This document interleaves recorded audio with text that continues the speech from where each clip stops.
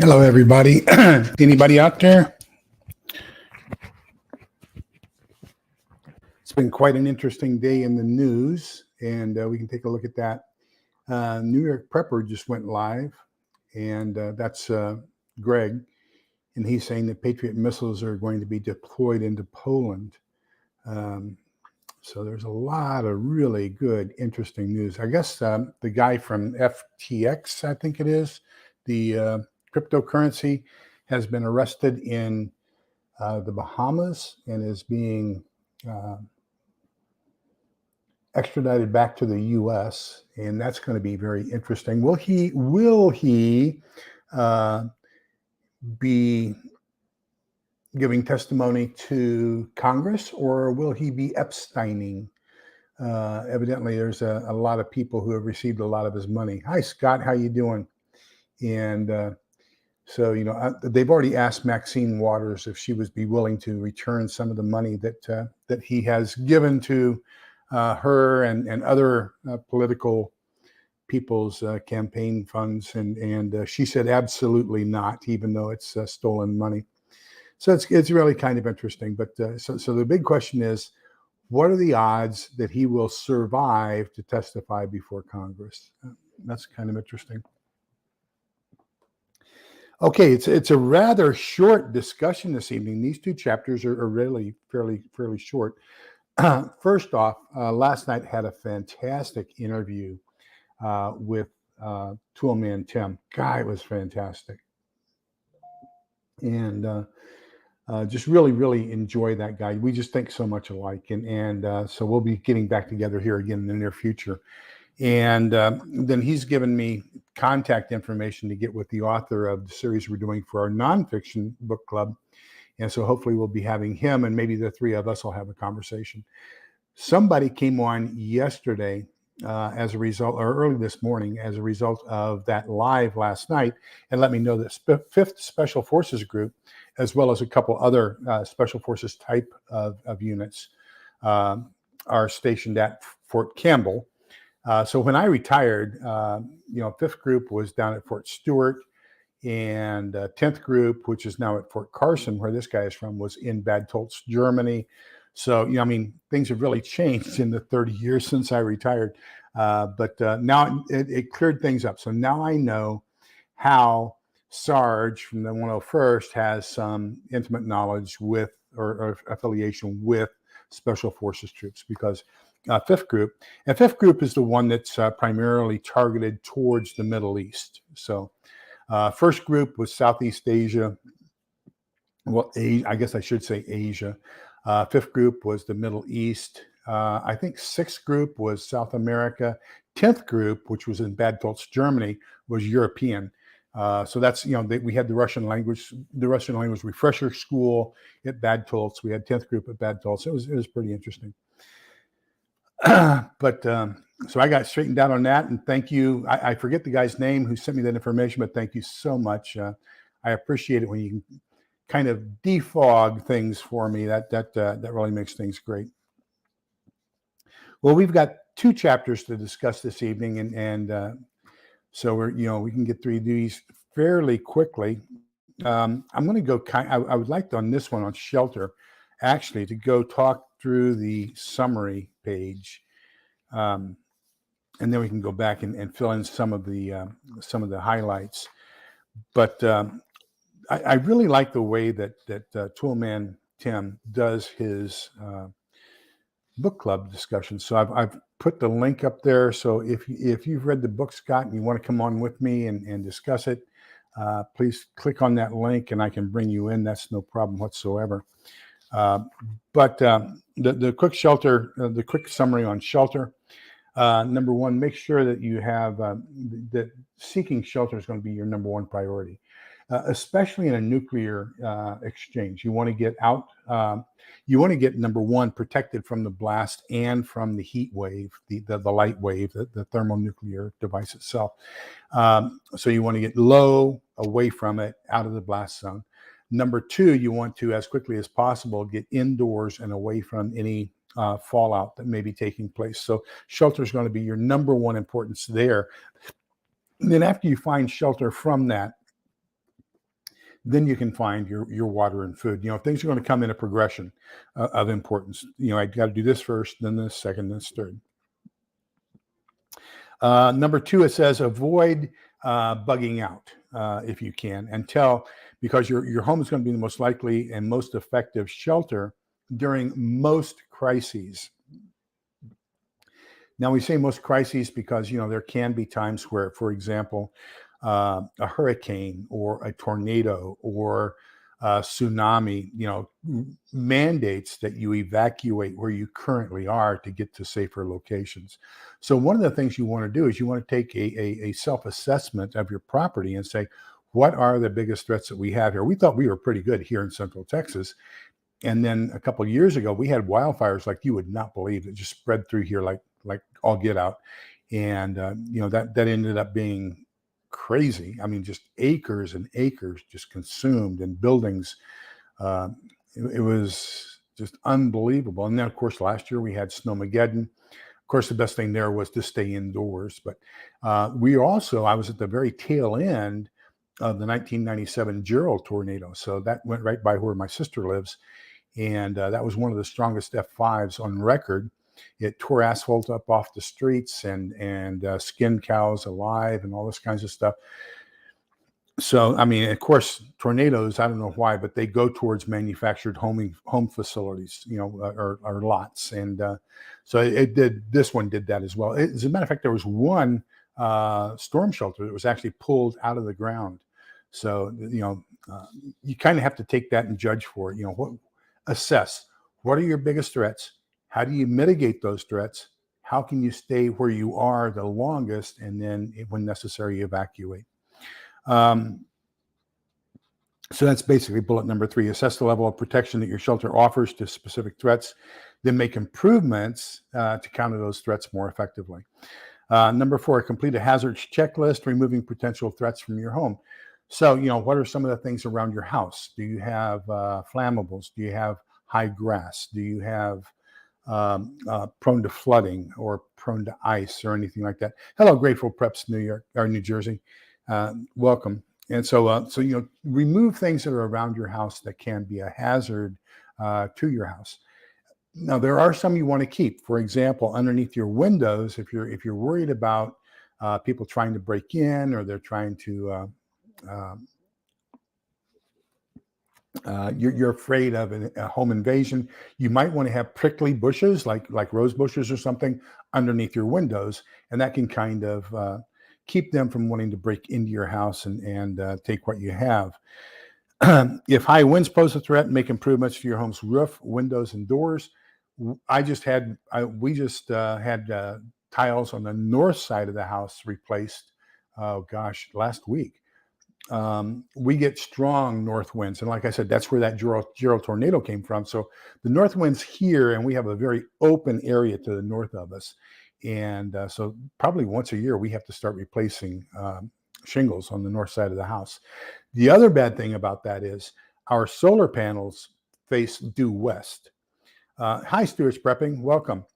And so when those north winds come, they can get underneath the panels and they can start pulling on the roofing materials. So you have to be very, very cautious of that as well. So how can you stabilize that? How can you make it more secure, and how can you allow for air to escape so that it doesn't create it like it's a sail and try to pull it up?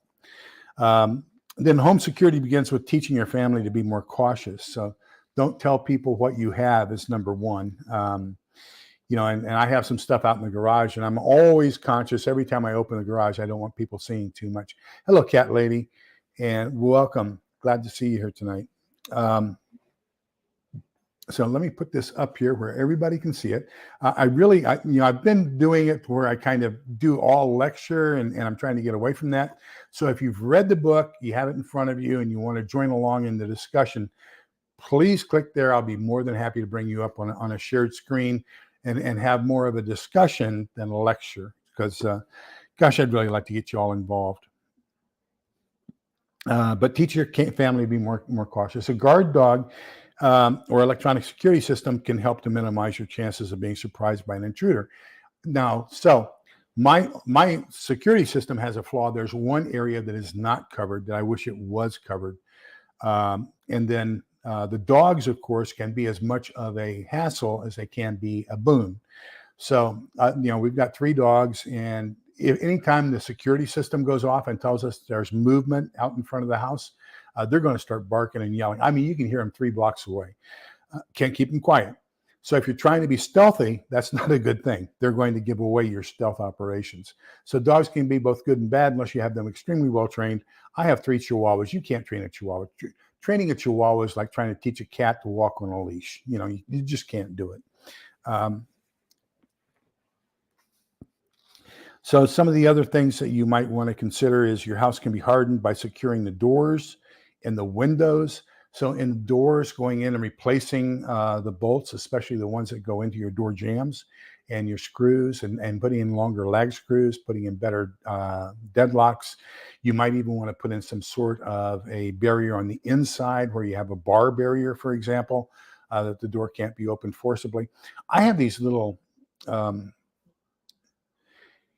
door stops that you use, for example, if you're in a store and you want to hold the door open, that is just as effective to keep a door closed.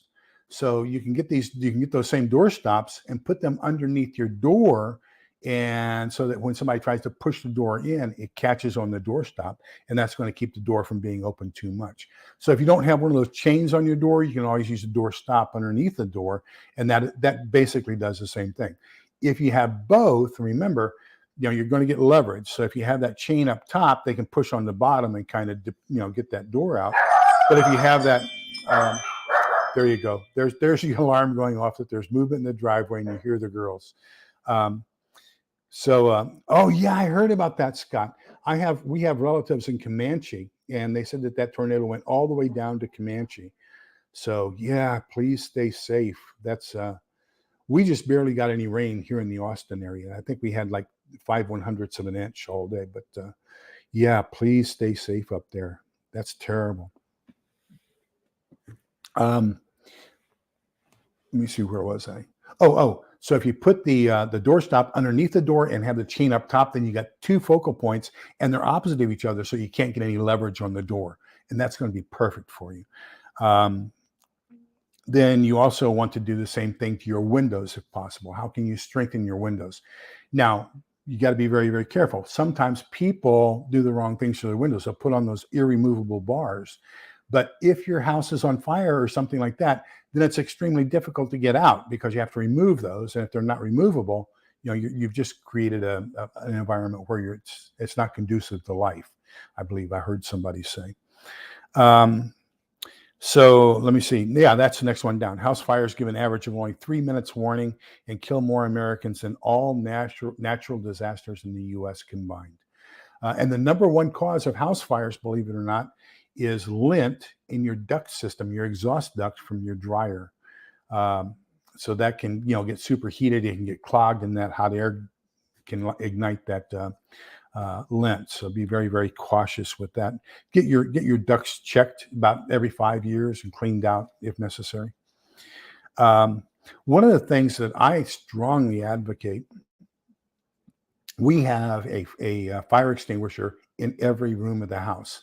As a matter of fact, on the nightstand next to my side of the bed, there is a fire extinguisher. Because if something were to happen in the middle of the night, you don't want to have to run into the kitchen or somewhere else where you have the fire extinguisher. You want to have it right there so that you can extinguish the fire, especially if it's between you and the exit door. So try to keep a fire extinguisher as close as possible to you in your room, and have one in every room if possible. Hi, Pat. Welcome.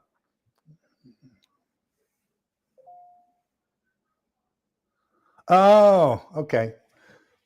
Well, thank you for the like. We appreciate that. So I strongly recommend get yourself a fire extinguisher for every single room in the house. Know where they are. Keep one close to your bed. Keep one where you can escape if necessary in case of a fire. Hello, peaceful monkey. Welcome. I also so next to my bed for security. Of course, I have the security thing. If you know what I'm talking about, I have a candle with a lighter in case the flashlight doesn't work. I have a flashlight. Then I have the fire extinguisher. So those are kind of the common things I keep right there next to my bed, so that if anything happens in the middle of the night, I've got things going. I also keep my cell phone on a charger right next to it. And then I have a NOAA weather radio with alarm system that's right there on the nightstand as well. So that's kind of what I keep on the nightstand next to me. When I get up in the morning, the first thing I do is say the Glory Be prayer before I even get out of bed. Then I get out of bed. The very next thing I do is check windy.com, because in the environment that we're in right now, we don't know, if things are going to go terrible, cataclysmic as far as ICBMs and stuff like that. So I like to know where the prevailing winds are coming from. I knew this morning when I woke up, the prevailing winds coming to the Austin area were from Houston. So it was basically a westerly wind coming to the west, due west from Houston into the Austin area. Yes. So as many as you can get, that's going to be fat. And make sure that they're constantly charged too. They lose charge fairly easily. Make sure you have plenty of smoke detectors. Now, here's another thing I want you to be cautious of, especially in the kitchen area. If you're going to have an indoor heater during another snowmageddon like we had here in Central Texas, or you're going to use any kind of a gas heating item where it can produce carbon monoxide, make sure you have a carbon monoxide detector in that room as well. Carbon monoxide is slightly heavier than air. Not a whole bunch, but slightly. So it's going to kind of fill up from the bottom up. So a lot of people make the mistake of putting their carbon monoxide detector up high. When you put it up high, that you want your smoke detector up high, but you want your carbon monoxide detector down low. That way it's going to give you advance warning before it actually begins to affect where you are and where you're breathing it. Yes, fire spray cans are fantastic. You can also get fire gel cans that kind of explode and put out a gel if they are exposed to fire. Having a fire blanket is, I think, very important in the area, especially if you have children. Of course, fire safety is going to be extremely important here. Never leave an open flame in the vicinity of an animal, a pet or a child. Same thing with fires. Don't leave your gas stove on unless it's being attended to. So just be conscious of fire, and then have those things, those other things like Grateful Pepper's talking about, the fire spray cans and the exploding foam cans in case of a fire or something like that, or a fire blanket. The fire blankets are fantastic, especially for kids. You just throw it on them and wrap it around them, and the fire goes out real quick. But like I said, smoke detectors up high, carbon monoxide detectors down low. If you have a more than one-story building, one of those drop-down escape ladders is fantastic. We had a one-story home, believe it or not, the one we sold to move here, and I would say probably about waist high, Pat. Put your carbon, and actually a CO, carbon monoxide detector. You want it about waist high, and that's going to probably be your best. So here's the conundrum, if you want to call it that. Smoke rises. Okay, so what they say is, if the smoke is rising, you want to get down as low as possible to avoid the smoke and get good air. However, anytime there's a fire, you're also producing carbon monoxide.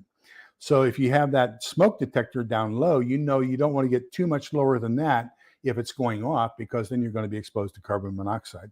So you want to find that safe zone in between.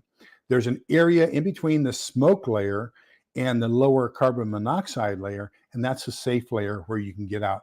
Now, if you can have some sort of a rebreather or some sort of a mask to help you with that, so you can get through your house quickly and effectively, that's probably going to be your best bet. I have not yet invested in one.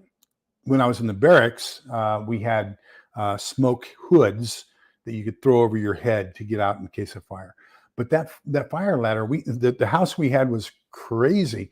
There was an 18-foot drop between one corner of the house and the other corner of the house. So basically, my mother-in-law's room up in the front right of the house, there was an 18-foot drop between the floor and the ground. So we had to get an escape ladder for that room so that if anything happened, she could get out. Now, the driveway was at the other end of the house, and it was only a 3-foot drop, but it was ground level back in the back corner where we were. So it was just a crazy, on the side of the hill, just a crazy way that the house was laid out. Here's another key one: know how to turn off your utilities, especially your gas and your electricity and your water. There are special non-magnetic, conductive wrenches that I would recommend that you go to Lowe's or Home Depot or one of your Ace Hardware and tell them you want a non-conductive gas wrench for your gas system if you have a gas supply coming into the house. What happens is if you use a regular steel on steel, and as you're trying to turn off the gas, that's going to cause sparking, and you don't want sparks when there's gas being exposed. So there are special tools that are made that don't cause sparks, so you can turn off the gas. You don't cause a spark. You don't have an ignition. Just a minute.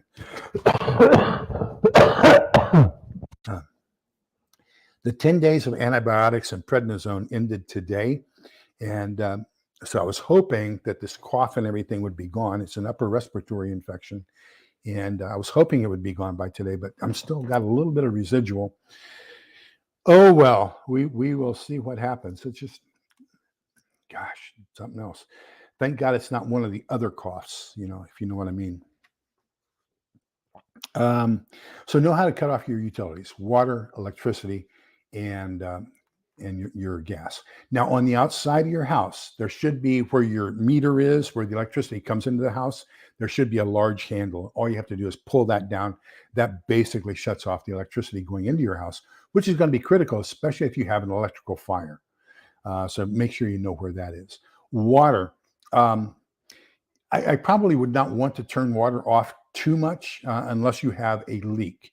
So typically when you're going to get a leak is, let's say you have freezing weather, then what you want to do is you want to keep a drip going at the faucet that's farthest away from where the water enters your home.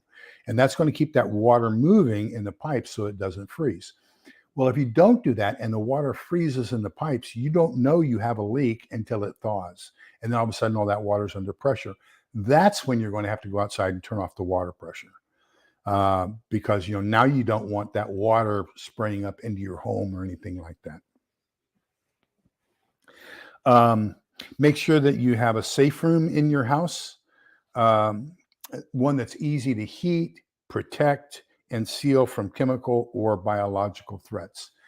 And there's an entire 3 or 4 pages on how to do that.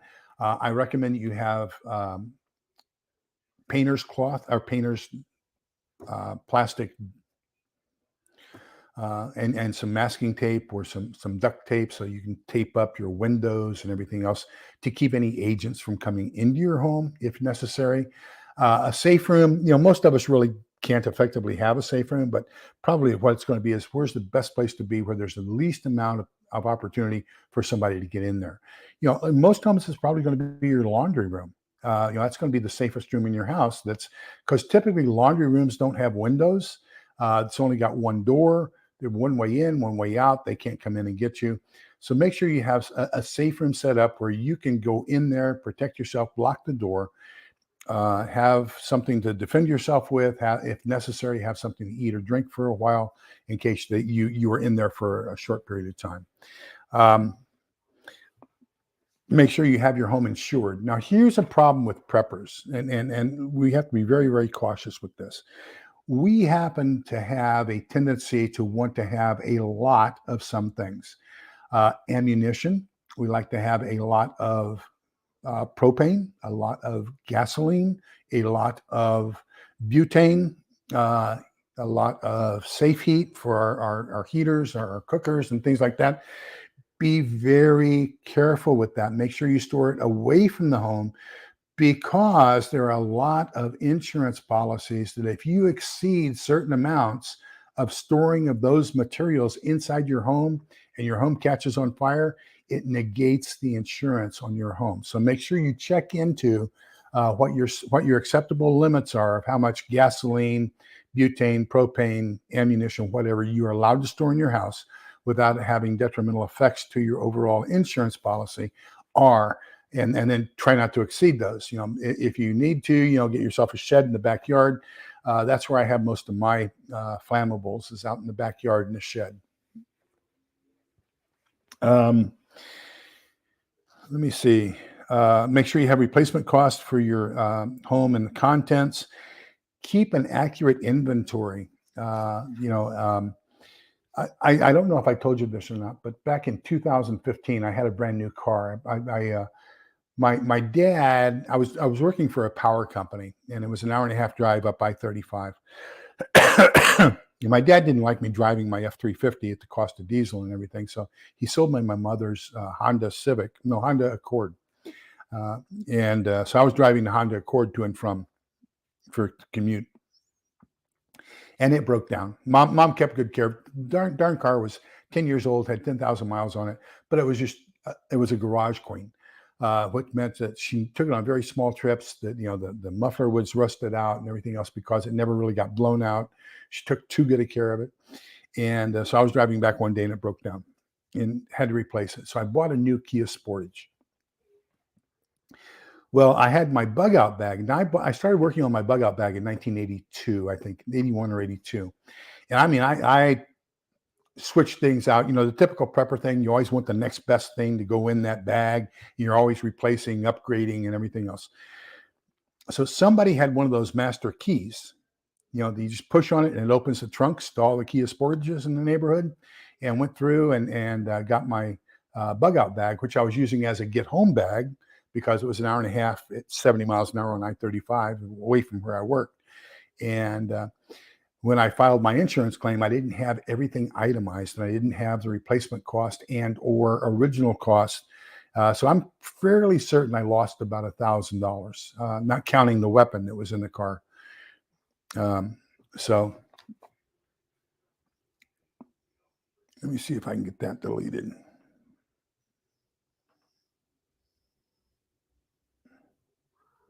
There we go. So I got that person blocked. So, make sure you have a good inventory of everything that you want insured at replacement cost. And that includes things inside your home. You don't have to give that list to anybody, but keep it somewhere separate. So that, for example, if your house catches fire, you've got a thumb drive somewhere else that has your inventory, so you can claim that to make sure you get your insurance back.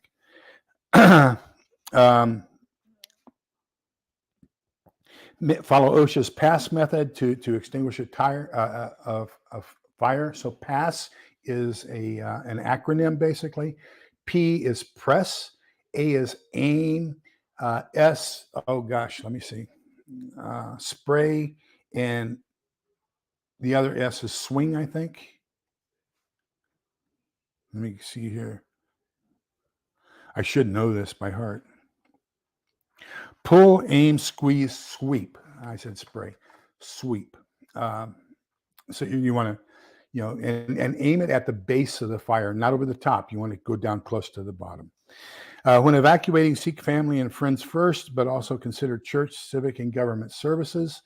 I will tell you from experience that Red Cross, if you get involved with the Red Cross and they give you something, hello, Just Arizona, welcome, and thank you. What part of Arizona? I was at Fort Huachuca for 3.5 years. That's down by Sierra Vista. But if you take things from Red Cross, they had a tendency for them to ask you to reimburse them for what they gave you later on. So I'm not one of the biggest fans of the American Red Cross. Make sure you have, if you're going to have a bug out kit. Now, my wife, her first exposure to bug out kits, in all reality, was when we were in Germany. So we got married, and actually we got married the day I was supposed to leave that assignment. And so I delayed that. I delayed my departure by about 3 days, and we got married the day I was supposed to leave. We left 3 days later, and um, then I didn't see her for 6 months while we waited for her to get orders to come over to Europe to be with me in Germany. So at that time, of course, we had NATO on the west side, we had the Warsaw Pact on the east side, and we were afraid that the Warsaw Pact was going to invade NATO. So every member of the family had to have what they called a NEO bag, NEO, non-combatant evacuation order. So they had to have basically a backpack or a duffel bag or a suitcase or something with clothes, food, shot records, passport, all their important documentation and everything else. So once she became familiar with the military way of doing things, then she became acclimated to the fact that we always have to have a bug out bag or a neo bag. And so, that's just been our way of life since we got married in 1984. So, any questions or anything about the chapter on shelter?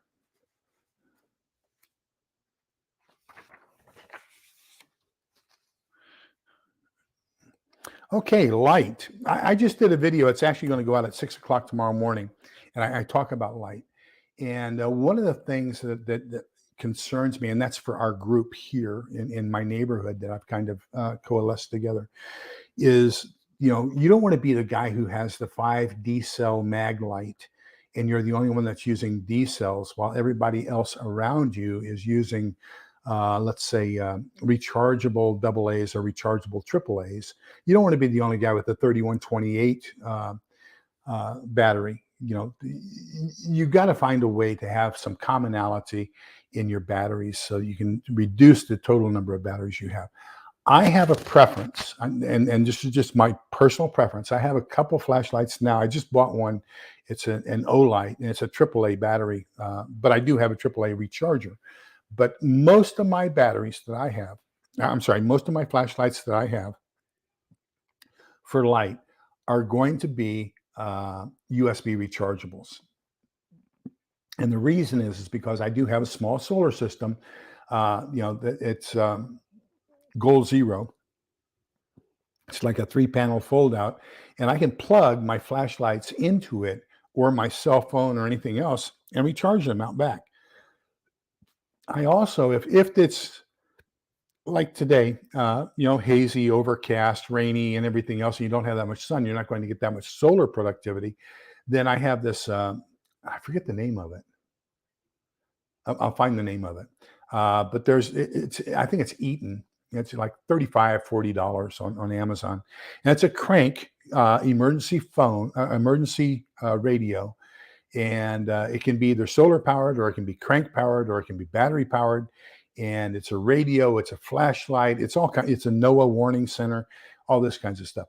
Well, what you can do is you can take that flashlight that you want to recharge and plug it into the back because it has a USB charger, and just crank it, and that way you're repowering your flashlight. So that way I don't have to be dependent upon any batteries or anything like that. I also recommend having some good candles. So with the candles, there's a fantastic one on Amazon. It's a paraffin candle. It's a 115-hour candle. I think you can get 3 of them for like $15. So you're looking at 345 hours of candle light right there for like $15, $20. You can get a 6-pack for even better value. But I think we've got about 12 of those. And then I also really like the UCO candelier. UCO and a CANDLELIER. It's a 3 candle system, and it's hot enough to where you can actually cook. You can fix coffee on top of it. You can get water really, really warm for hot chocolate, coffee, soup, or anything like that. It comes with either your choice of either 2 types of candles. You can either get the paraffin candle, and the paraffin candle burns for 9 hours. And I'll put a link down below. I'll do that right now. Let me see, UCO candelier. But you can also get, if you want to, you can change it out and get the beeswax candles. And the beeswax candles run for 12 hours. So I have the, let me see, UCO Candles, paraffin, 12-hour beeswax, single. Oh, there we go. Uco candelier. It's $34 for this 3-candle system.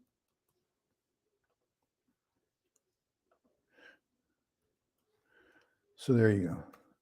That's the one that I really, really like. I have 2 of them, as a matter of fact. And then we probably have 4 of the little boxes, 20. So I have about 80 extra candles. This comes with 3 candles, and I have about 80 extras. They have a single burner version of this candle. And I keep one of those. That's the one I keep right next to my bed all the time, is a single burner candle of Uco with a 12-hour beeswax in it. And that's kind of a religious thing. Protestants have this thing about the rapture, and then we Catholics have this thing about the 3 days of darkness. And so only blessed beeswax candles will work during the 3 days of darkness. So, that's the reason I keep it next to my bed, is it's a religious thing. So that kind of gives you some of the ideas what you want to do with light. Now, you can get some good solar systems that provide some good lighting. You can also get some LED lights that draw very little power, and get a nice battery and keep those plugged in, and that'll provide you with lots of good little light. One of the cautions I want to give you, however, is when we start talking about lighting, if you're trying to be a gray person and you don't want everybody in the neighborhood to know that you're prepared and they aren't, and you're afraid that they're going to come, do something to you, one of the things you don't want to be doing is showing too much light in the middle of the night. Okay, because that's going to be a dead giveaway that you have something that they don't. Now, there may be, hello, Black Guns and Gardens, how are you? And welcome. So one of the things you don't want to do is you don't want to give yourself too much away. But at the same point, there's this little, let's call it an area of comfort. So there are going to be people who will have flashlights. There are going to be people who will have candles. I mean, a lot of people have those scented candles in their home and things like that they'll be using for light in the evening. So there's this period right after the grid goes down, right after a nuclear bomb, right after whatever, that other people will have the same things that you do. They're going to have candles, they're going to have flashlights, and everything's good. When you start seeing those dwindle down, you want to start dwindling yours down too, and try to get accustomed to not doing too much at night. My husband doesn't like candles. He says it takes the air from the room. There is some truth to that, but that's not something I would be too concerned about, simply because most homes are built fairly well with a fairly good air exchange system in it. Candles are what were lights for almost everything up until the invention of electricity. And remember that, only 17% of the United States had electricity in 1933 when the Rural Electric, what was it? The NRECA, National Rural Electric Cooperative Association, was formed in 1933. As a matter of fact, the very first electric co-op was Bartlett Electric Co-op, and that's the one just north of where we live. I did some consulting work for them, and then I worked for HOTEC, Heart of Texas Electric Co-op. I was their HR director for 3 years. So know a little bit about electricity and electric co-ops, and how electrification of the United States happened. Interesting piece of trivia. There was a federal bill that was passed, and they were going to fund 2 different hydroelectric power generation systems. And one was going to be called the Tennessee Valley Authority, and the other was going to be called the Lower Colorado River Authority. And so the Tennessee Valley Authority got fully funded. Then they ran out of money because of the Great Depression, and they couldn't fund the Lower Colorado River Authority, LCRA. So the state of Texas said, we'll fund it if we can use all your resources. So the LCRA, which is 5 different dams on the Colorado River here in Central Texas, they call it the Highland Dams, that is funded by the state of Texas, but run by the federal government, or the other way around or something, But anyhow, it's a joint federal state electric power production facility. So it's really kind of neat how that works. But so anyhow, just a side piece of trivia that doesn't do anything any good. Chemical lights, Kyline lights, so where you just break it. And what I do is I probably have maybe you know the book box that you get when you're shipping things. I think it's like 1.5 feet by, or maybe 20 inches by 20 inches by 20 inches, kind of a book box is what they call it in moving world. I have one of those full of Kylime lights, the chemical lights where you just snap it and it gives you some light. Not that much, but it does give you some light. Those go on sale right after Halloween every year because that's what the kids carry when they're going out trick or treating. So they just want to clear them off the counters. I picked up probably, oh gosh, maybe 30 of them this year. Didn't even spend $3 or $4. But you get lots of those Kylime lights. They're pretty good, the chemical lighting. Then we can talk about light intensity. So, oh, the other one is you can get gas light. So, you got the butane light candles, the butane lanterns. You've also got, um, what are those called? Coleman lanterns, with the Coleman gas, LP gas, and things like that. So those you can also use. My grandmother didn't have electricity at her house. And so when I went up to visit her, we had one of those kerosene lanterns in her home. And that's how we lit. She and I would stay up and play Parcheesi and War and other card games by a kerosene lantern when I was growing up. So those things. That's another type of lighting that you can use. So I have out in the garage probably 3 kerosene lanterns, extra wicks, and maybe 2 quarts of lamp oil out in the backyard. Lamp oil is one of those things that just really goes real quick if there's something. I could not find lamp oil at all during Snowmageddon last year. So it just went. You don't see that much of it on the shelves to start with, and then people pick it up and use it and get it.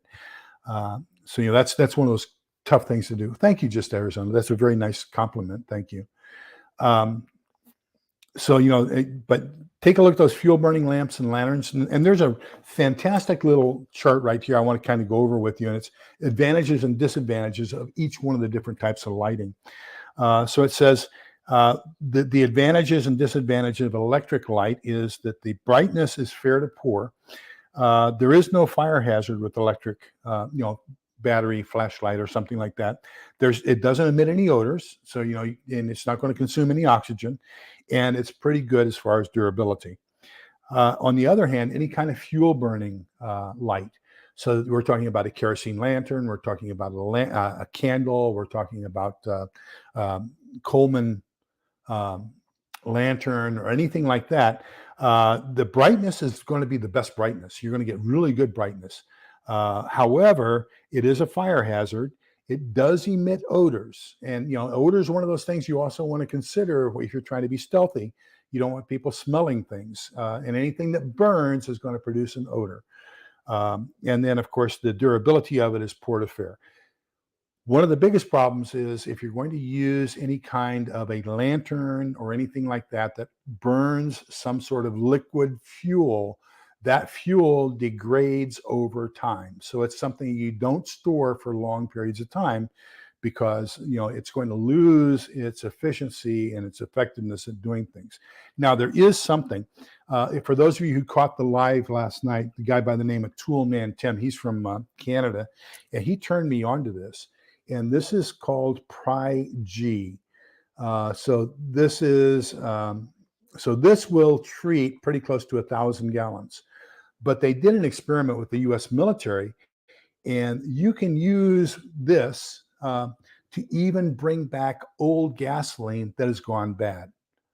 So, get yourself a bottle of Pri-G, and if you have any of those combustibles, the Coleman fuel or Zippo fuel or gasoline that you're going to be using for whatever, get yourself some Pri-G. That way you can restore it back to its close to original condition, not perfect condition, but you can get it restored back to a usable condition. Let's put it that way.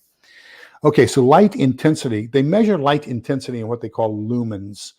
And so what they say is converting watts to lumens. So a typical tungsten incandescent lamp is going to put out about 17 lumens.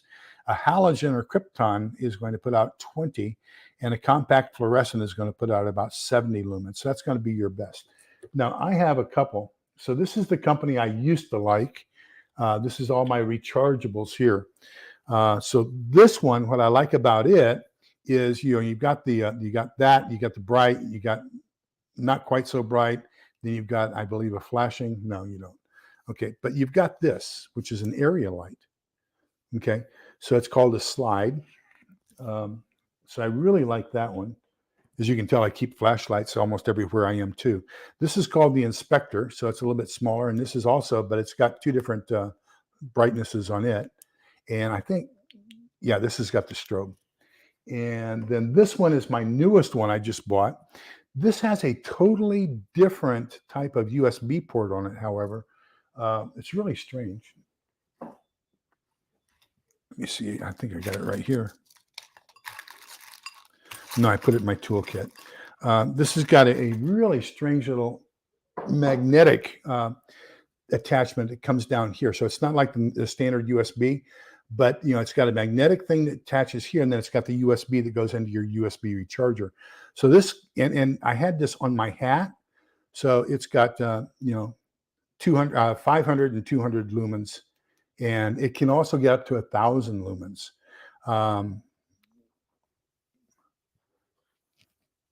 And like I said, I love anything that is rechargeable that you don't have to change the batteries. So if it's a solar panel flashlight, even it's one of those shake flashlights, there's one that's got kinetic energy. It's got a little brush on the inside. And so as you shake it like this, it causes that brush to go up and down and create electricity. And that's what stores in the battery. So if you can get a solar flashlight, get it.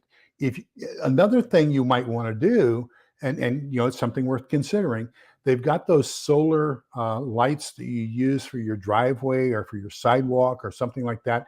You put them out in the daytime, and then the sun charges them. Then when the sun goes down, you can see the pathway. Get some of those, stick them outside during the daytime, bring them into the house during nighttime. You've got light. So yeah, I love those. I think that's a great idea, and it's a very inexpensive way to provide light. Now, if you read Selko Begovic, and his book is about surviving the Bosnian War back in the early 90s, and it looks like we're going to have another Bosnian War here. Now, Serbia has moved all of its military to the Bosnia-Herzegovina border, and NATO's moving into Bosnia-Herzegovina. Remember, this is that war that took place in 90 to 90, 91 to 94-ish. It was the downfall of Yugoslavia is what that was. And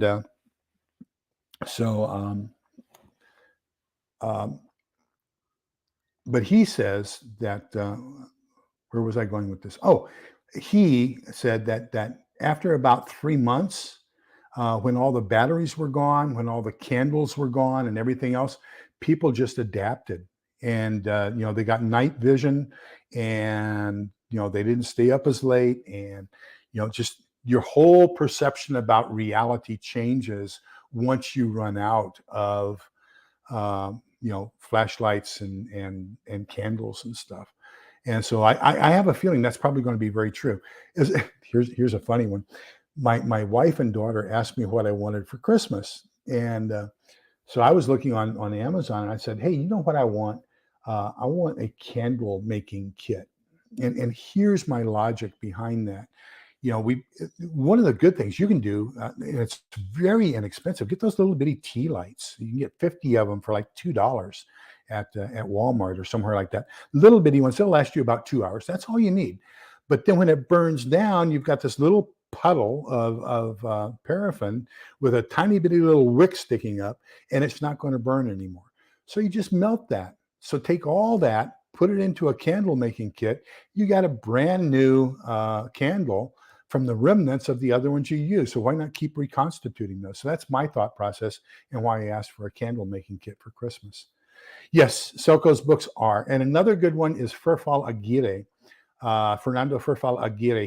He has 3 different books out. As a matter of fact, we did one of those. That was one of the first books we did here for the nonfiction book club, was Surviving the Economic Fall of Argentina. And so Furfall has some fantastic books as well. If you can, here's my philosophy. This is good theory. Okay. This is Arthur Bradley. Arthur Bradley is the EMP expert for NASA. And he's a fantastic prepper, got some fantastic books. They're all theory. Nothing is tested in the sense that, we really haven't had to put these to use. Selko Begovic in Bosnia, Fernando Ferfal Aguirre in Argentina, they lived it. They've got real life experience. I take their real life experience over theory anytime. Okay. So if you can read those two, read those two. There's another one. He doesn't, the only thing I've seen, I haven't seen him put out a book yet. I've seen him put out some articles, and it's called Venezuela Prepper. And, he talks about the things that are going on in Venezuela and how he survived in Venezuela as a result of it as well. So take reality over theory anytime you can. And, I strongly recommend, and Furfall has, let me see if I can find it here. He has an active YouTube channel here. Let me see if I can find it for you, that I'm subscribed to, and I can't remember. Why don't I have the name memorized? Furfall.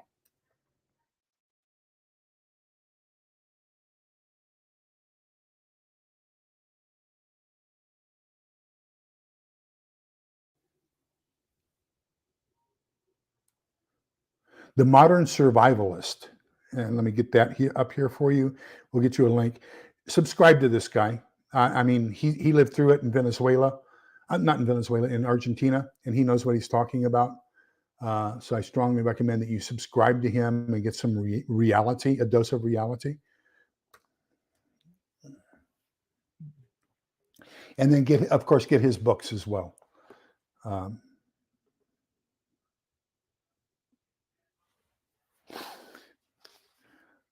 So let me see what else we got here. Okay, so let's go through the summary real quick, and then we can call it an evening. So light provides both comfort and a measure of safety for you and your family. It can blind the other person too. So don't forget, you can use it to blind. One of the best things I've ever seen done is if you have the strobe, if you have a laser on your weapon, there's nothing as convincing in life as having a laser dot on somebody who is trying to give you a hard time, and let them know that you're being covered by somebody else. I think that's one of the best comforts you can have, is if you're negotiating with somebody who is not as friendly as you would like for them to be, and all of a sudden you can point to them and they've got this little red thing right on their chest or in the middle of their forehead or something like that, and or on their friend, and you can point to them. Nothing is as convincing in a negotiation as that is, especially if you don't speak their language. Lighting sources can be natural, electrical, fuel burning, and chemical. Take advantage of sunlight as much as possible. Do as much as you can during the day. When comparing different light sources, consider 6 metrics: intensity, duration, safety, portability, heat output, and energy costs. Remember that anytime you put out light, you're also putting out heat. And so that's one of those things you just have to be cautious of. It comes in different forms. Now, LED lights are the most efficient as far as putting out the maximum amount of light versus the amount of heat that's being produced. Oh gosh, that's the next line. Recent advances in LED technology enable electrical light sources to be very high energy efficient with minimum heat. Okay, fuel burning light sources are very bright and radiate heat. However, they also introduce the higher fire hazard. Fire should never be built indoors without proper ventilation due to the risk of carbon monoxide poisoning. And like I said, find that safe zone. You've got your smoke is going to be up higher, your carbon monoxide is going to be down lower. So you have the safe zone in between where you're able to breathe and escape that burning area. Just Arizona having a laser is optimum. And you don't even have to have it attached to a weapon, to be honest with you. If you have a laser pointer and your friend is out there talking to somebody, and you just take that laser pointer and point it on somebody, it's dark. They don't know you don't have a weapon. All they know is they're being lased, and they could be shot. So yeah, having a laser pointer having a laser is extremely advantageous. Let me see. Everyone should know how to build a fire with tinder, kindling, and everything else. Assign a flashlight to every person in your family. Make sure that they know where they are and how to use them. Use lanterns, either electrical or fuel burning, for a wider area illumination. There is a fantastic Nebo area, and it's on. You can either make it fully out like this, or you can put it into a tripod, and then you can have lights on one side or both sides. It's like 2,000 lumens, extremely bright. About $50 on Amazon. And so if you want to light up a room, and that is USB rechargeable, that's a fantastic option as well. Most shake flashlights have questionable durability, limited output, and short storage durations, but in an emergency, it'll do for you. Light sticks can increase night safety, but are not a replacement for flashlights or lanterns. They just don't put out that much light. So that's basically what we have for tonight. Next week, we will be coming back and we'll be doing, let me see here. Let's get the chapters and see what we're talking about. So next week, we'll be talking about electrical power and heating and cooling in a grid down situation. So chapters 7 and 8. So this is the book. There is a link for it in the comments. So if you want to get it, this guy he's also got a fiction series out. So he's pretty knowledgeable on what he does. He is the expert on EMP in the US. I mean, this guy knows his stuff. He designs all the EMP protection for all of our satellites and the space station and everything else. So, I mean, if you want to know anything about EMP, Dr. Bradley is where you want to go. Arthur T. Bradley, PhD. Any questions or anything? Now, don't forget, we also have our fiction book club. So the last Thursday of this month, hello, Kill It and Grill It, welcome. So the last Thursday of this month, we're going to be talking about Volume 2, Surviving Home, of the Survivalist series by A. American. And so we just finished the Stonemont series by Stephen C. Smith, and that was 5 volumes. The Survivalist series is 12 volumes. So that's going to take us a full year to get through all of that. But, oh, gosh. And there are so many similarities. I mean, great books. Both series are just fantastic. Stonemont takes place in eastern Kansas. The Survivalist takes place in central and southern Florida. Just, you learn different kinds of things from both of them. And then don't forget, tomorrow morning at 6 o'clock, I'm putting out that video will be out talking about commonality and uniformity in forming a group. So what are some of the things that you want to have that, where your neighbors and you are on the same sheet of music? You can communicate with the same equipment. You can fight with the same equipment. You know how to identify each other in a good and bad situation and all that kinds of stuff. So it's about a 10-minute video, but it'll give you some things to think about and some things that you can work on. So let me grab this and we go to Numbers. Let me get to Numbers here. And this is Numbers chapter 6. And if I can get my eyes, that always helps. And this is the New American Translation. So verses 24 through 26. And it says, "The Lord bless you and keep you. The Lord let his face shine upon you and be gracious to you. The Lord look upon you kindly and give you peace." So remember, we're all in this together so we can come out the other side together. Please be kind, polite, and respectful to each other, because togetherness is the key. Take care. Stay safe. Bye-bye.